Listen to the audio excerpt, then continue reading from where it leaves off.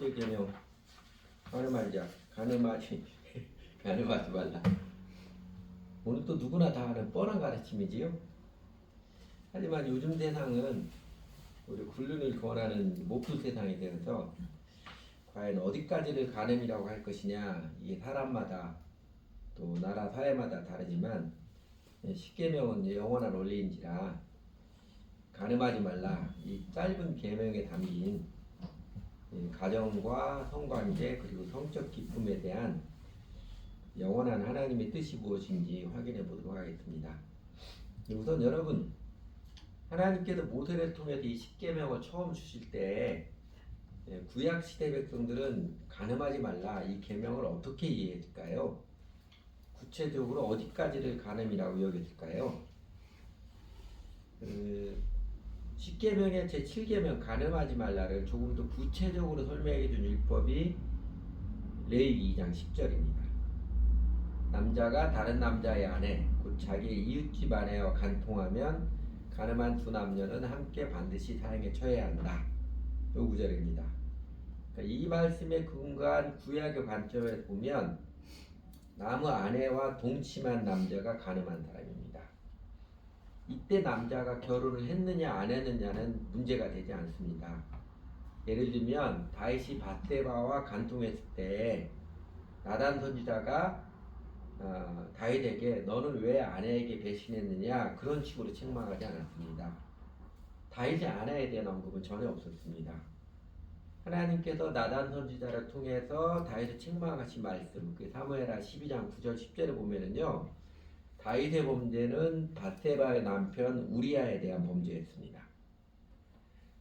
또 이스라엘 율법에 의하면, 구약 율법에 의하면 남자가 아직 결혼이나 약혼하지 않은 여자와 성관계를 가졌을 때는 그렇게 처벌하지 않았습니다. 반드시 사형에 처해야 한다 이러지 않았어요. 단지 결혼 약혼하지 않은 처녀와 성관계를 갖게 되면 그 여자를 반드시 아내를 맞이하도록 규정을 했습니다. 또 상식적으로 아는 것처럼 구약 이스라엘 백성들에게는 지금 우리 시대와는 달리 일부 다처되었잖아요. 그러니까 결국 구약 시대 이스라엘 백성들에게 가늠하지 말라는 제7계명은 남의 아내와는 어떠한 성관계도 가지지 말라는 뜻입니다. 이것은 이웃의 결혼 관계를 침해하지 말라, 다른 사람의 가정 파괴범이 되지 말라는 뜻입니다. 어쩌면 이웃을 사랑하는 율법의 근본 취지를 따라 최소한의 규범이라고 볼 수 있습니다. 그래서 가늠하지 말라, 이게 히브리어로 로티나프라고 그러는데 독일어나 네덜란드어로 이를 번역할 때 독일어 성경이나 네덜란드 성경은 결혼을 깨뜨리지 말라 이렇게 번역되었습니다. 영어도 you shall not commit adultery라고 그러죠. 이렇게 번역했는데 이 adultery라는 단어는 결혼한 사람이 결혼 관계 바깥의 사람과 성관계를 갖는 것을 말합니다. 그러니까 혼전의 경우처럼 결혼과 상관없이 성행위를 하는 것을 영어 단어로는 다른 단어 쓰지요. fornication이라는 단어를 사용하지요. 물론 그렇다고 혼전 성관계를 해도 괜찮다는 아닙니다. 앞에도 잠깐 언급했듯이 구약의 율법에 따르면 남자든 여자든 성관계를 가지면 반드시 결혼하도록 강제하는 게 이스라엘의 율법이었습니다. 그리고 이제 레위기 2장 10절 요 말씀 이유별 주목을 또 하나에서는 가늠한 간통한 두 남녀는 함께 반드시 사형에 처해야 한다고 매우 엄하고 가혹하게 처벌하라고 규정한 것입니다. 그 간통의 죄를 제6계명 이웃을 살해한 살인죄와 같은 수준으로 처벌하라고 규정을 했습니다. 그러니까 이웃의 재산을 훼손한 경우는 그 훼손한 내용에 대해서 일정한 양을 배상하도록 규정했지만 간음의 경우는 오늘날의 사람들의 시선에 비춰보면 지나치게 잔혹하다고 할 정도로 돌로 쳐 죽이라고 그랬습니다. 이것은 간음, 이웃의 부부관계를 파괴하는 죄는 이웃의 재산권 침해에 그치는 것이 아니라 이웃의 명예에 대한 침해에 있고 더 나아가서 하나님께서 세우신 거룩한 결혼 질서, 신뢰관계를 깨뜨린 침해이기에 심각한 죄로 여겼습니다. 그래서 여러분 다윗의 그 간통을 하나님께서 나단 선지자를 책망할 때 하나님께서 그 다윗의 간통죄 우리아를 속인 죄를 하나님 자신을 업신여긴 죄라고 규정해서 가르쳐 줬습니다. 네, 그러므로 제7계명 노티나프는요, 제일 소극적인 의미로서 남의 아내를 건드리지 말라, 이웃의 가정을 깨뜨리지 말라, 이런 뜻입니다. 그리고 그에 대한 대가는 가혹합니다. 지금은 구약 이스라엘 사회처럼 가늠한 남녀를 사형시키지도 않고, 더욱이 대한민국에서 이제 간통죄가 폐지되어서 간통한 사람 남녀에 대해서 형사처벌은 없어졌고, 더 나아가 영화나 드라마에서 불륜을 낭만적인 사랑인 것처럼 미화하기도 해서 요새 세상에 닿으면 단연 불륜 권하는 사회라고 대놓고 말하지만, 그러나 오늘날에도요, 불륜의 끝은 처참한 결과를 맞이합니다. 현직 검사가 신문에 아무 그런 칼럼을 쓴 적이 있어요. 불륜의 끝은 철창행 이렇게 썼더라고요. 간통죄가 폐지되었다 할지라도 불륜의 결과가 결코 그렇게 낭만적이고 처참하다는 것을 밝혀줬습니다. 간통에 대한 민사상의 손해배상은 여전히 유효하고요. 그리고 그보다 더는 간음을 할 때, 간통을 할 때 가정이 파괴되는 정신적 고통은 결코 작지 않고 짧지 않습니다. 그보다 더는요, 시간이 흐르면서 내려지는 불륜에 대한 하나님의 심판은요, 사실 매우 무겁고 오래갑니다. 그래서 7계명 간음하지 말라의 제일 소극적 규범이 이웃의 아내와 통정하지 말라, 이웃의 가정을 파괴하지 말라 했다면, 이보다 조금 더 적극적인 규범은 남녀의 성관계, 그 다음에 부관계를 소중하게 거룩하게 여기라는 것입니다. 그러니까 구약율법이 남자가 결혼한 이웃의 여자와 성관계를 가져서는 안 된다. 간음을 결혼한 이웃의 여자와 성관계를 갖는 것으로 규정한다고 했다고 해서, 그 남자가 이웃의 아내 외에 다른 여자와 성관계를 임의대로 문란하게 해도 된다는 뜻은 전혀 아닙니다. 그 신명기 22장에 보면은요, 여기 보면 23절 24절은 성안에서 한 남자가 어떤 약혼한 처녀를 맞으면 성폭력 강간했을 때, 성관계를 가졌을 때, 그때는 남녀 둘 다 죽이고, 왜냐하면 여자가 이게 일방적으로 당한 게 아니라 성안에서 소리 지르면 이웃들이 다 알았을 텐데 소리 안 지르기 때문에 일방적으로 당한 것이 아니다. 둘 다 죽이고, 그 다음에 들에서 어떤 25절 26절 7절까지는 들에서 남자가 성폭력했을 때는 그때는 여자는 살려 죄가 없다. 남자만 죽이라 이런 것이지요. 그리고 28절 29절이 약혼하지 않은 처녀하고 성관계를 갖는 게 들통이 났을 때, 그때는 그 처녀 아버지에게 50세겔을 주고, 그리고 그 처녀를 반드시 아내로 데려오도록, 그 아내로 데려와서 평생 이혼할 수 없도록 그렇게 규정을 했습니다. 그러니까 신명기 22장에 보면 강간 성폭력 남성은 사형으로 다스리며, 그 처녀와 성관계를 가졌을 때는 반드시 그 여자를 평생 동안 아내라 맞이했으며, 여자의 아버지에게는 허락받지 않고 과속한 것, 그 무리함에 대한 사과로서 상당한 금전적 속죄를 해야 된다고 가르쳐 주셨습니다. 이렇게 살아라, 이게 너희 행복이니라. 이게 율법의 정신이잖아요. 이렇게 살아, 이렇게 그게 너희 행복이니라 가르쳐 율법은요, 성관계를 매우 소중하게 여기고 있음을, 결혼 관계에서만 허용하고 있음이 명확합니다. 결혼 관계 이외의 성적 결합은 다 사형으로 다스릴 만큼 남녀 간의 성적 결합을 거룩하게 특별하게 구별하여 소중하게 했습니다. 앞서 보았던 레위기 20장 10절 그 다음 말씀들에서 보면은요, 이거 다 읽지는 않겠습니다. 그냥 눈으로 딱 제가 굵은 글씨로 했던 것처럼 보시는 것처럼, 결혼한 아내 또는 결혼한 남편의 어떤 여자든 남자든, 결혼한 아내 남편의 어떤 여자나 남자의 성관계, 또 동성애, 짐승과 교접하는 수간 등을 행한 사람은 누구든지 살려서는 안 되는 심각한 죄악으로 규정을 했습니다. 구약에서든 신약에서든 성경은 성적 결합, 그 성관계를 순간적 쾌락의 수단으로 여기는 시도를 모두 심각한 죄, 하나님의 심판을 받는 죄라고 규정하고 있습니다. 신약에서는 조금 더 세게 표현되어 있습니다. 대표적인 예가 데살로니가서 4장 3절의 6절인데 하나님의 뜻은 여러분이 성결해야 하는 것입니다. 여러분은 음행을 멀리해야 합니다. 그러면서 맨 마지막 6절에서 또 이런 일에 탈선하거나 자기 교훈을 해하거나 하지 말아야 합니다. 우리가 여러분에게도 전에도 말하고 경고한 대로 이 말 보면 바울이 여러 번 이야기했던 것 같아요. 주님께서 이 모든 일을 징벌하신 분이기 때문입니다. 음행에 대해서 하나님 직접 징벌하신다는 것입니다. 여기서 그러니까 신약에서는 이웃의 아내를 범하는 정도가 아니라 모든 종류의 음행에 하나님의 심판이 있음을 경고해 주었습니다. 여기 그 음행의 3절에 음행이라고 그 번역한 단어가 헬라어로 포르네이아스 무슨 단어 생각나요? 오늘날 포르노, 그 포르노그라피가 파생된 단어 원어입니다. 그 대부분의 종교에서 성적 쾌락은 위험하고 부정적인 것으로 금기사항으로 여깁니다. 예외적인 종교도 있긴 있습니다. 그러니까 탄트라 불교 가운데 한 유파는요, 성적 행위를 깨달음의 수단으로 쓰는 경우가 있습니다. 또 도교 전통에서는 방중술이라고 그러죠. 방사행위, 남녀가 성행위라는 방사라고 그러는데 이 방사를 갖는 기술을 방중술이라고 합니다.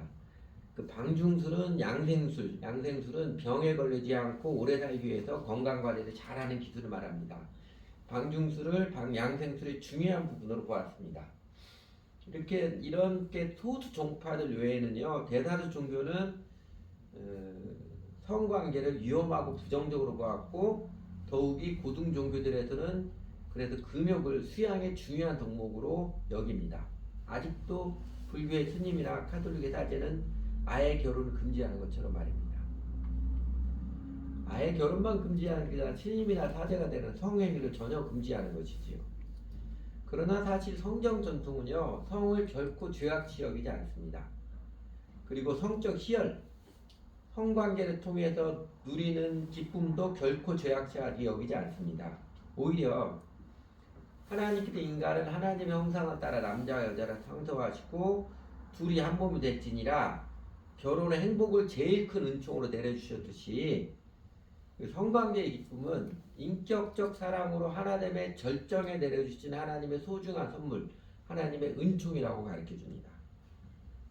그러니까 육체적으로 한 몸을 이루는 성관계는 남자와 여자 두 인격이 온전히 하나 되는 서로에 대한 헌신 언약, 충성의 셀레브레이션이고 하나님께서는 하나님의 창조 질서에 따라서 남자 여자가 온전히 하나 되는 함께 살기로 언약을 맺음을 기뻐하시고 그 하나됨의 셀레브레이션에 제일 큰 희열을 선물로 내려주시는 것입니다. 그러므로 성관계는 몸을 통한 정신적 관계이고 영적 관계입니다. 따라서 성관계를 맺는 모습을 16세기 에라스무라는 사람이 있었잖아요. 그 유명한 우신 예찬, 우매한 신을 예찬한다. 이거 되게 풍자적입니다. 이전에 잘못된 종교를 풍자하는 내용인데 그 에라스무스가 우신 예찬에서 성관계하는 모습 참 우스꽝스러운 모양이라고 풍자하기도 했지만요. 그러나 사람이 제일 아름다울 때는 사실 남녀가 제일 아름다울 때는 성관계할 때입니다. 성관계 성적 기쁨은요. 하나님께서 창조 때부터 내려주신 소중한 복이에 그래서 성경은 성관계 오용, 남용을 엄격히 금지하는 것입니다. 성경은 어디에서 성욕이 잘못되었다, 성관계를 갖지 말라라고 가르쳐주지 않았습니다. 성경에서 금지하는 것은 잘못된 관계에서 비롯된 성적 쾌락입니다. 성적 관계를 남자와 여자가 하나됨의 셀레브레이션, 그 언약의 헌신의 셀레브레이션이 아니라 쾌락의 수단으로 여기는 인간의 정욕적, 이기적 추구를 엄격히 금지하는 것입니다. 이거를 현대시작자 칼바르트는 이렇게 말했습니다. 공존 없는 성관계는 악마적인 일이다. 공존, 인격적 결합이 없는 서로를 향한 마음과 삶의 헌신이 없는 성관계는 악마적인 것, 마귀에게 정신을 팔린 행위라는 것입니다. 지난주에도 인간이 하나님 형상으로 지음받았다는 것에 대한 의미를 살펴보았는데 이에 대한 현대 신학자들이 주목하는 또 하나의 해석은 이런 것입니다. 27절에서 창세기 1장 26절에 하나님의 창조 인간의 사람 창조 의도를 말씀하시고 20절은 창조 사실을 묘사해 주시고 28은 창조 목적을 가르쳤잖아요. 또 하나의 해석은 27절 하나님이 자기 형상 곧 하나님의 형상대로 사람을 창조하시되 남자 여자를 창조하시고 이거를 하나님이 자기 형상 하나님 형상대로 사람을 창조했다 거기에 그치지 않고 하나님이 자기 형상 하나님 형상대로 지었다는 게 남자 여자를 창조하신 것이다 이런 해석을 말입니다. 그러니까 인간이 남자 여자로 지음받다는 것이 하나님의 형상에 따라 지음받다는 중요한 의미가 있는 것을 보는 이 해석입니다. 이 해석을 제일 앞장서 주장한 사람이 앞서 언급했던 그 칼바르트라는 신학자입니다. 그리고 26절에서도 우리의 형상에 따라 우리의 모양대로 사람을 만들고 하셨듯이 복수잖아요. 하나님께서도 홀로 있는 분이 아니고 삼위일체 하나님 홀로 계시지 않고 함께 계셨듯이 세 분이 완전히 다르지만 온전히 하나 되었던 것처럼 사람도 남자와 여자가 다르고 차이가 분명하지만 그러나 혼자 살지 않고 함께 사는 존재 서로 관계하며 온전히 하나됨으로 살아야 되는 살아갈 때 온전한 존재가 되는 모습으로 지으셨다는 것입니다. 삼위일체 하나님을 본받아서 남자 여자도 따로따르지만 둘이 하나가 되어야 온전한 존재들이라는 뜻이고 그리고 결혼은 바로 둘이 하나가 되는 관계 존재 양식의 언약입니다. 그리고 성관계는 둘이 하나가 되는 신체적으로도 하나가 되는 언약 체결의식이자 축제이고 하나님께서는 그렇게 남자 여자가 온전히 하나가 되는 그 셀레브레이션에 인간이 경험하는 최고의 희열 기쁨을 선물로 내려주셨습니다. 사실 이렇게 보면요 오늘날의 사람들이 그렇게 성적 쾌락에 연연하고 목매는 현상이 이유도요 본인들은 잘 인정은 안 하겠지만 사실은 결혼을 했든 안 했든 영적으로도 정신적으로도 온전한 하나됨을 경험하지 못했기 때문에 그래서 영혼이 더 목말라서 하나됨을 갈급하는 영적 갈망에 몸부림일 것입니다. 그렇지 않아요? 내 안에 정신적으로 영적으로 하나됨을 경험하지 못하기 때문에 그 영혼의 목마름 때문에 그게 혹시 성적 쾌락을 하면 채워지지 않을까 잘못 추구한다는 것이지요. 근데 그 영적 갈망은 이 사람 저 사람 아무하거나 쉽게 성관계를 가짐으로 채워주는 게 결코 아닙니다. 많은 사람하고 성관계를 가진다고 해서 채워주는 것도 결코 아니에요. 진정한 하나됨은 어떻게 채워져요? 내 본질적인 하나님을 거역한 죄를 회개하고 예수님을 주님으로 모시고 따르는 인간 존재의 거듭남이 바탕이 되어서 참된 배우자의 만남과 동행을 통해서 누려지는 것입니다. 우리는 우리 이웃들에게 그것을 깨우쳐주고 누리도록 하는 게 우리의 전도이고 우리의 사명이자 우리의 즐거운 특권이기도 합니다. 그래서 제 7계명 간음하지 말라는 이렇게 간통하지 말라는 소극적 의미뿐만 아니라 결혼 성관계를 매우 소중히 거룩히 여기라는 적극적인 뜻, 우리 행복을 위한 아름다운 지침입니다. 그리고 셋째로 우리 행복을 위해 제 7계명을 주신 하나님의 마음은 간통하지 말라, 이웃의 가정을 파괴하지 말라는 소극적 지침, 그러나 가정 성관계를 소중히 여기라는 적극적 메시지를 넘어서 진정으로 이웃을 사랑하는 삶, 그래서 진정으로 내가 행복한 삶을 영위하기 위해서는 가정생활, 남녀관계에서도 사람은 마음 속에서부터 자기를 부인하고 거룩함과 아름다움을 추구하는 믿음 생활의 필수적임을 암시해 주었습니다. 사실 간음하지 말라 이 짧은 구절에 그런 암시가 어디 있냐 이렇게 물을 수도 있겠지만 성경 전체에서 맥락에 보면 율법을 전체를 주시는 그 중요한 뜻이 그 정신이잖아요. 예수님이 밝혀주신 것. 결국은 하나님을 사랑하고 이웃 사랑은 그게 있어야 된다. 그거잖아요. 그것처럼 이 제7계명뿐만 아니라 10계명 전체가 우리의 행복을 위해서 이렇게 살아라 표준 지침으로 준 계명인데 구약 이스라엘 역사가 보여주었듯이 또 우리들 개개인의 인생 경험에서 확인하듯이 인간은 이 율법 행복 지침을 따르지 못하고 더 나아가서 그 율법을 무시하고 어겨야 짜릿하고 행복할 것처럼 착각하다가 더 불행해지는 모습을 반복했습니다. 복음의 중요한 원리 중에 하나가 행위로서 구원받지 못함이잖아요. 이 사람이 율법의 행위로서 의롭게 될 수 없다는 이 원리의 제일 소극적인 뜻은 인간은 스스로의 힘으로는 율법을 지키지 못하는 존재임을 알라라는 뜻입니다. 살인하지 말라, 간음하지 말라, 도둑질하지 말라, 거짓 증거하지 말라, 탐내지 말라. 사실은 누구나 다 그래서는 안 되는 줄 아는 뻔한 지침들이잖아요. 그런데 인간 스스로 이거 못 지키고 사실은 안 지킵니다.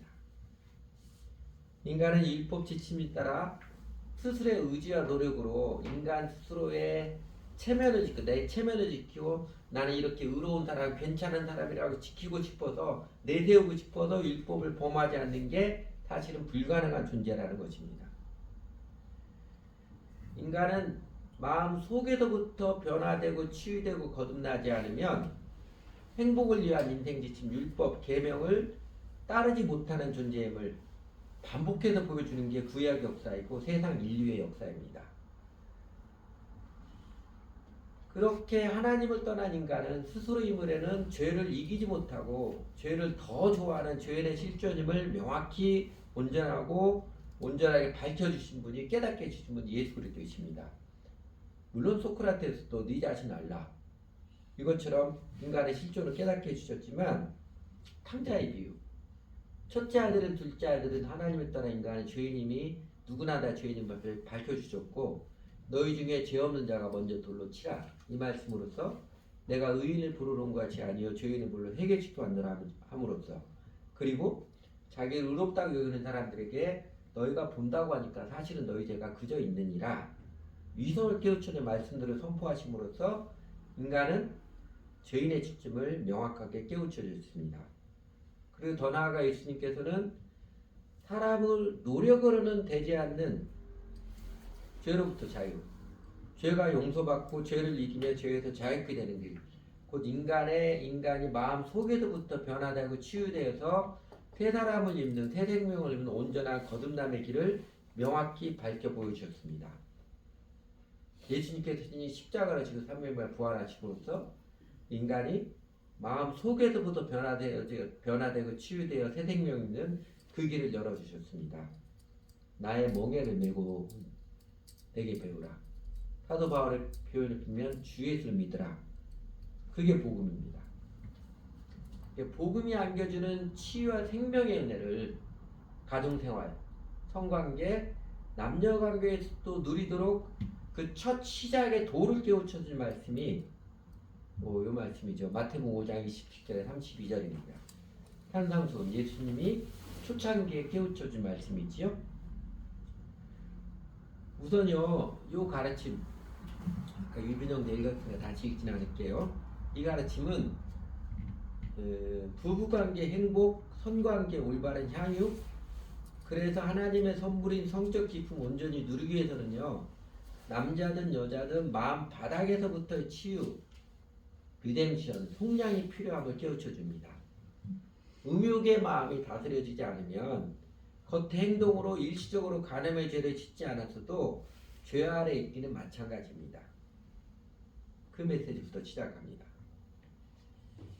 하나님을 거부해서 이미 죄의 유혹, 특히 성적 유혹에 취약한 인간 이제 우리나라 대중가요에서 모르는 여자가 아름다워요 노래도 하듯이 죄 짓는 게 쾌락이고 희열을 맛보는 것도 착각하고 있는 인간들에게 구약의 율법은 불완전한 해결책이죠. 혼인관계를 깨려면 이혼 증서로 써주라는 식의 정욕을 무마하고 타협케 하는 미봉의 해결책이 있었지만 그러나 예수님께서는 그 율법 앞에서 율법을 따르고 싶지 않은 인간의 본성을 진명케 하실 뿐만 아니라 더 나아가 불완전한 해결책으로 자기 만족을 삼는 자기 기만을 하는 그 위선을 깨우쳐 주시고 나아가 마음 중심에서부터 치유, 개혁의 추구를 해야 함을 섬뜩하도록 깨우쳐 준 게 이 말씀입니다. 잡초에 뿌리를 놔두고 아무리 튀어나온 풀잎사귀 뜯어내봐야 끝도 없는 일일 뿐입니다. 뿌리를 뽑아내야 잡초가 기승을 부리지 않고 정원이 아름답게 유지되듯이 예수님은 행위의 뿌리가 되는 마음 자체부터 문제를 삼고 마음 치유의 필요를 역설하시고 그리고 당신의 십자가의 사랑과 부활의 본능으로서 근원적인 치유의 길을 친히 활짝 열어주신 것입니다. 여러분도 오리겐이라는 사람 이름 여러분 들어봤죠? 제가 설교 중에도 종종 인용하니까요. 3세기 아프리카의 알렉산드리아에 살았던 초대교회 지도자인데 오리겐은 이 말씀 앞에서 철저한 금욕을 실천한 나머지 실제로 자신의 성기를 잘라버리기도 했습니다. 근데 여러분 예수님께서 정말로 우리에게 이 말씀 하시면서 그 오리겐을 따라 행하라 그런 모습으로 권하실까요? 눈도 뽑아버리고 손도 발도 잘라버리라는 예수님께서 그렇게 말씀하신 진리일까요? 그렇다면 진정으로 예수님 믿고 따르는 사람은 성한 눈을 가진 사람이 과연 있을까요? 눈이 100개라도 모자르지 않았을까요? 손과 발이 문어처럼 많아도 남아있는 게 없지 않았을까요?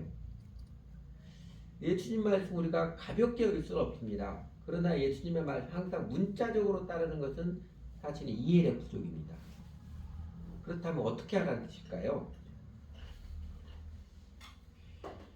예수님께서 깨우쳐 주시고 증거하신 복음의 원리에 따르면요, 이 말씀은 이 가르침은요, 제일 먼저 음욕에 쉬욕하는 자신의 죄인됨을 인정하라는 메시지입니다.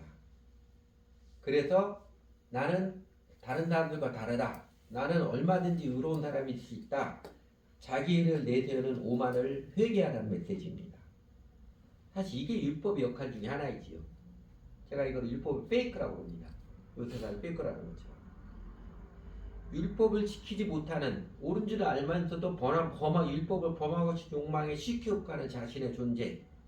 사도 바울의 표현으로 선을 행하기 원하는 나에게 악이 함께 있음을 마음으로는 하나님의 법 따르고 싶은데 육신으로는 죄의 법에 굴복해버리는 이 모순된 존재, 분열된 존재임을 오히려 율법 도덕 지침 앞에서 발견케 하는 그 말입니다. 그 율법의 페이크라고 그럽니다. 그 죄의 실존으로부터 구원하시기 위해서 이 모순된 존재, 분열된 존재로 탈피 거듭나게 하시기 위해서 예수님께서는 친히 우리의 모든 죄값을 담당하시는 십자가 형벌을 감당하셨고 3일 만에 부활하셔서 이제는 부활한 살아계신 그래서 우리의 친히 주인이 되어 주시기 원합니다. 우리같이 골치 아픈 인간 예수님께서 거두어 주시기 원하십니다. 내 힘으로는 내 존재의 모순을 절대로 벗지 못하는 공고한 인생일 뿐이었는데 내가 내 인생을 주도하려는 집착, 내가 하나님 노릇하려는 그 집착을 내려놓고 이제는 나의 멍에를 메고 내게 배우라 초청하십니다. 그래서 둘째로 중요한 것은요, 율법 앞에서 좌절한 인간, 내 스스로 율법 도덕 못 지키는구나 깨달은 인간이 십자가에서 대속의 은혜를 베풀어 주신 그 예수님을 나의 주인으로 내가 너를 이제 거두어 줄게 초청하신 응답해서 예수님을 나의 주님으로 관계를 맺는 믿음의 결정입니다. 이게 중요합니다.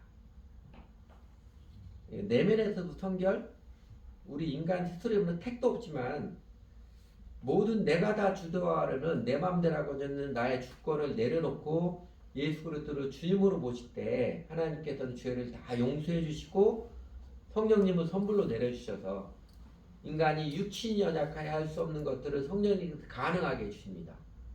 음욕의 유혹도 비로소 이기게 하십니다. 너희가 회개하여 각각 예수 그리스도의 이름으로 침례를 받고 죄사함을 얻으라. 그래야 하면 성령을 선물로 받으리니 이 복음의 초청이 그 뜻입니다. 그래서 그렇게 첫째 죄인됨을 깨닫고 인정하고 그래서 내 잘난 척 나에 의해 집착하는 것을 내려놓고 회개하고 둘째로는 예수 그리스도를 나의 주님으로 모시는 인격적 결정을 내리고 그리고 세 번째로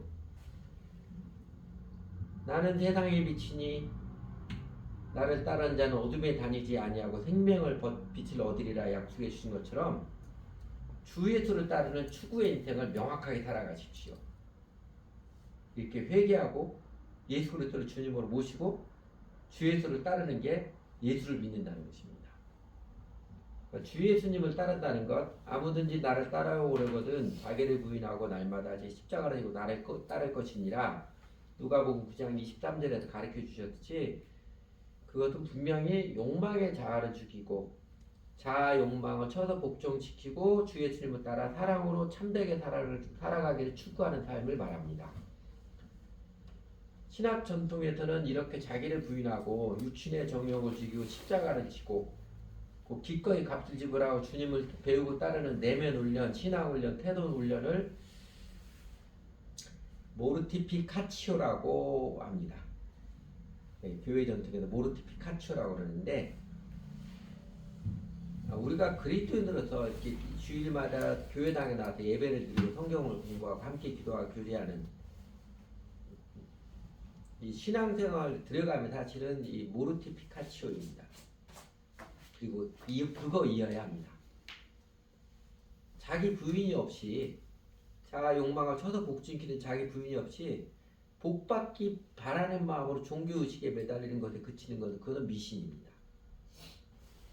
살아가면서 어디에서든 어느 사람을 대하여서든 우리 주 예수님을 기억하고 사랑으로 참된 것을 말하고 행하는 마음과 태도를 익혀가는 그 인생 과정이 모르티피카치오 신앙생활의 본질입니다. 그 영적의 아름다움, 영적의 성숙을 위해서 우리는 교회 생활과 개인 경건 생활, 신앙행수, 거룩한 습관을 세워가기를 꾸준히 들어가는 것이 모르티피카치오입니다. 여러분, 병든 자녀를 위하여 무릎 꿇고 기도하는 엄마가 바람 피우는 일은 없습니다. 예수 그리스도께 자신의 인생 헌신하여서 주 예수를 배우고 따르기에 그래서 모든 사람에게 사랑으로 참되게 대하기에 헌신한 사람, 그거를 위해서 경건의 연습에 창념한 사람이어야 마음 속으로부터 음욕이 극복되고 치유되는 것입니다. 가서 제자 삼으라는 주 예수님의 지상명을 헌신하여서 내 이웃이 예수 그리스도로 주님을 믿고 따르도록 기도하며 사랑의 수고를 아끼지 아니하며 기회를 따라 복음을 전하는 사람은 간음, 음란, 유혹이 찾아올 틈조차도 없습니다. 주지 않지요. 눈을 빼버려야 하나 이런 고민에 빠질 염려조차도 없을 것입니다. 그렇게 적극적인 하나님의 사랑, 이웃사랑의 삶에 헌신적으로 드려진 그리스도의 제자의 길에는 부활하신 예수님께서 언제나 함께 하셔서 그 죄의 유혹으로부터 마음속 깊이 내놓으면서 자유케 해줄 뿐만 아니라 가정의 행복, 부부관계 하나됨을 소중히 거룩히 여기서 누리는 그 하나됨의 축복, 그 희열도 점점점 실제적으로 크게 누려갈 것입니다. 같이 기도하지요.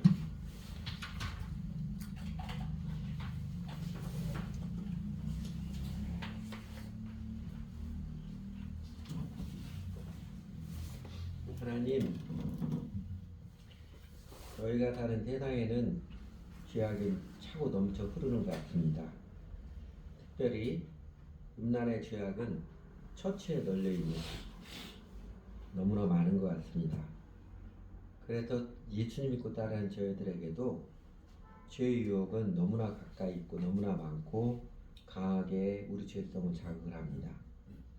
하나님, 저희들을 지켜주십시오.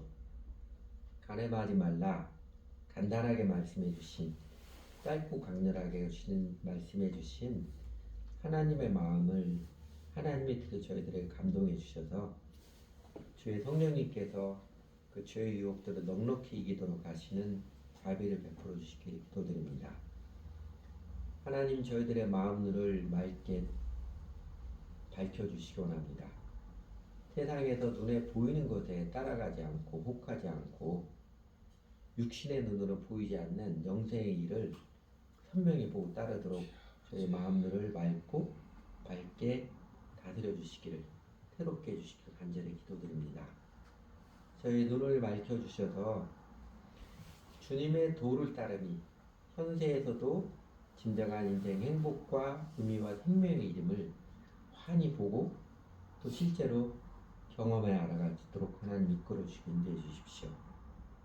저희가 소극적으로 단순히 율법의 죄를 피해가는 수준이 아니라 하나님 사랑하고 이웃 사랑하는 계명에 따라서 예수님을 나의 주님으로 모시고 예수님 따르기에, 배우고 따르기에 온전히 헌신하여 들어감으로써 오히려 죄의 유혹들을 넉넉히 이기게 하는 믿음의 승리를 누리며 살아가도록 하나님 이끌어 주시기 인도해 주십시오. 하나님 아버지, 저희들의 가정, 부부관계에 하나님 자비를 베풀어 주고 은총을 내려주시기 원합니다.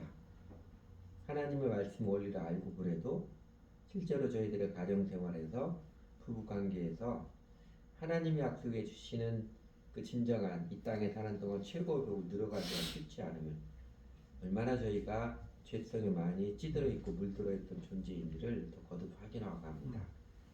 하나님, 그래도 더 정성스럽게 주님의 도를 따르고 마음 다하고 뜻을 다해서 하나님 사랑하고 이웃 사랑하는 삶을 들여가서 그래서 하나님 저희들의 부부관계 가정에서도 하나님께서 약속해 주셨던 또 처음에 내려주셨던 그 사랑의 기쁨 가정 행복을 온전히 회복하고 그 이상으로 누려가는 가정이 되도록 하나님 이끌어 주십시오. 저희 청년들에게도 결혼이 소망이 되게 해주십시오. 결혼이 소망이 되게 해주시고 이제 온전하게 하나됨을 한 남자와 한 여자가 결합 온전히 하나됨 가운데 하나님이 함께 하셔서 온전히 하나됨의 그 기쁨들을 정말 많이 내려주신 것을 정신적으로 하나됨, 영적으로 하나됨, 또 신체적으로 하나됨의 기쁨들을 체험해 알아갈 수 있도록 또 쉽지 않은 세상에서 가정의 행복을 누리고 하나됨의 복을 누려서 하나님으로부터 넉넉히 세상을 이겨나가고 세상의 복음 증가하는 삶을 살아가도록 우리 청년들에게도 행복한 가정 인도해 주신 은총을 내려주시기 원합니다.